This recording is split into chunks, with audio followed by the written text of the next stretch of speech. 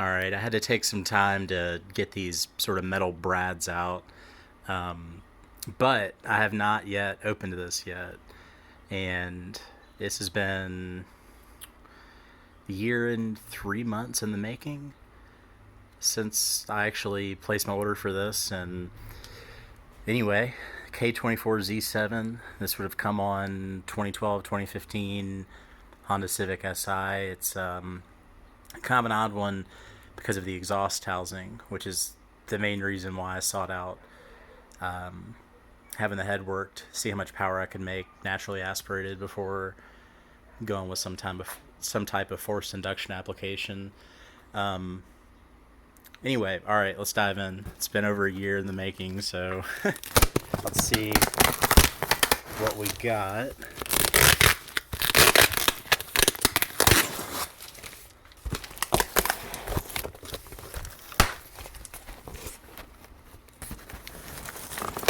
Still breaking through this packaging tape. All right, the workbench is super messy, so not a lot of room. But anyway, actually got a Honda head ported before I had those Pontiac heads ported, which is shameful. But anyway, so we'll just have to enjoy this with the factory heads that have been worked a little bit. But at any rate, Edelbrock stuff for another day. But for today, for Piston racing.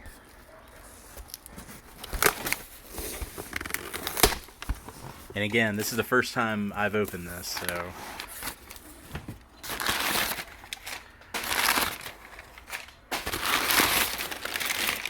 ooh, Ferrea, the hotness.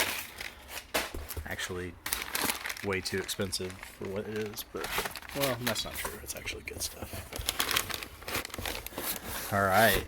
I think this is all my old stuff. I don't know. I think I, for some reason, asked for them to hold on to all the old stuff for me. I really don't know why.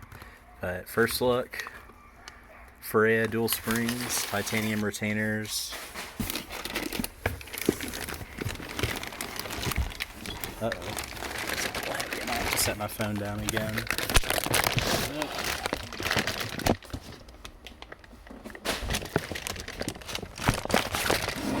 Alright. This is it. It's a K24Z7 ported by 4Piston Racing. Like I said, this has been super long in production for me and for them.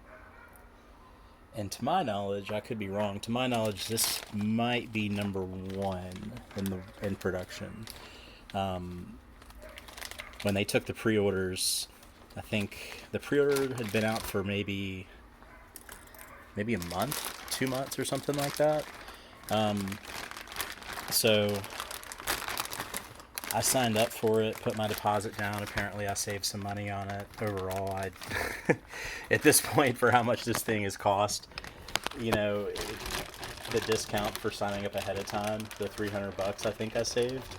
I mean, it doesn't really matter, truthfully.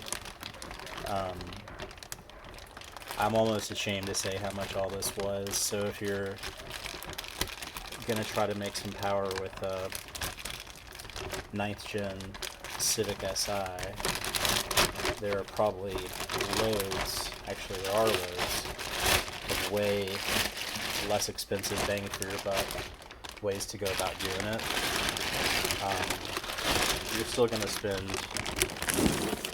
probably $3,500 for a turbo kit.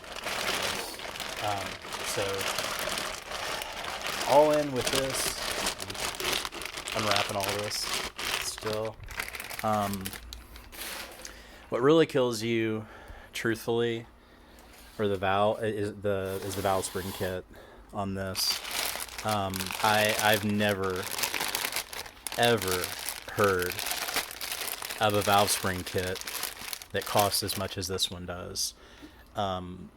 It's a Ferrea dual spring set that's, if I'm not mistaken, about 105 pounds at the seat, which for a valve that's this light, I really think that's pretty crazy for what I'm going to be doing. Um, but I mean, hey, what are you going to do? Apparently, there's really not a whole lot of spring options out. I would have liked to have gone with a beehive or a conical spring with maybe a bit less seat pressure and less rate, and like a chromoly steel or a tool steel retainer.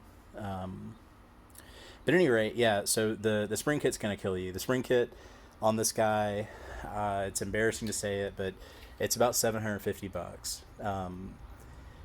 Yeah.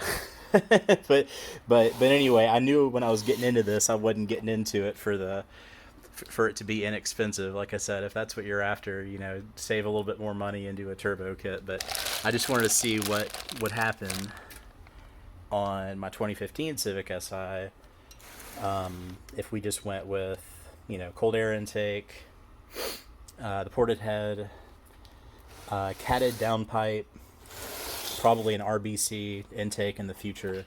But I just want to see what that would look like, power wise, for something that has a stock exhaust, stock clutch. You don't want to spend, say, $3,500, but you are into maybe spending what I spent on this, which is still pretty ridiculous for what I mean, for what it is. But then again, I mean, you're paying for their machine, for their 5-axis steel. You're paying for the R&D. You're paying. I mean, it's just like you're paying for a lot of that stuff. And of course, with Ferrea valve training, you are paying for that too. But I mean, again, the port work is super nice, obviously. I mean, my prediction, and I don't see any papers in here to speak of. I was kind of hoping for like a flow sheet or something like that. Could be in this box. Let's see.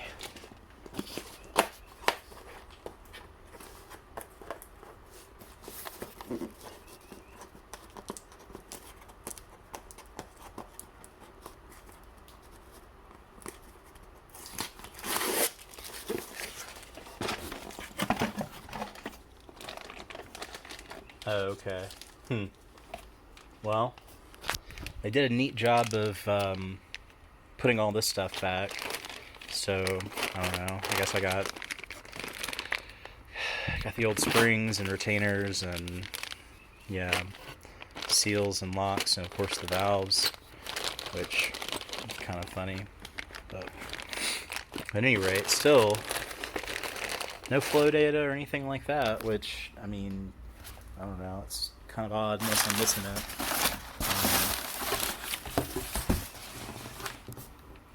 Or spring specs or any stuff, anything like that. I mean, I suppose I can calculate the open pressure and all that stuff. It's still kind of weird. But anyway, all right. Well, yeah. Year and a half in the making. 4-piston racing. You can see pour the exhaust pretty good.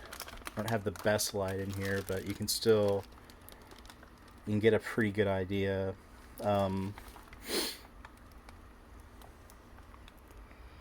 They definitely didn't touch a whole lot on this, which is kind of odd. I think that might have to do with the water jacket stuff they were talking about, but I mean, that's kind of odd. Yeah. Anyway, I mean, this isn't like my line of work or anything, so I'm not a professional by any stretch, but I think it's going to make a good deal more power. I mean, if I'd have guessed, with the camshafts I'm going to put in it, just they're reground by comp cams. This valve train, which, I mean, you might save some weight on the valves, and you're going to save some weight on the retainers, obviously, and that's obviously a benefit. But there's just no way I'm ever going to use this valve train to its potential. I mean, this is just ridiculous, frankly. But That's fine. It'll hold up to whatever I throw at it in the future, which is what I pretty much wanted anyway. And I would bet with this application, and we'll just have to see how accurate it is once it's tuned and dynoed and all the rest of it. But cold air intake, RV6 catted downpipe, this head, I don't know if I said RBC intake.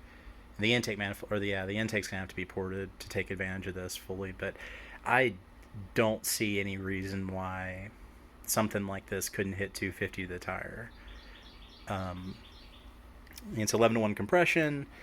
But anyway, time will tell. Obviously, a lot of folks are not going to be into paying what I paid for this to make as little power as this is going to make. But I just kind of did this for fun anyway. So anyway, for what that's worth, I'll let you know how the install goes once I have time to tear it down. I'm just going to run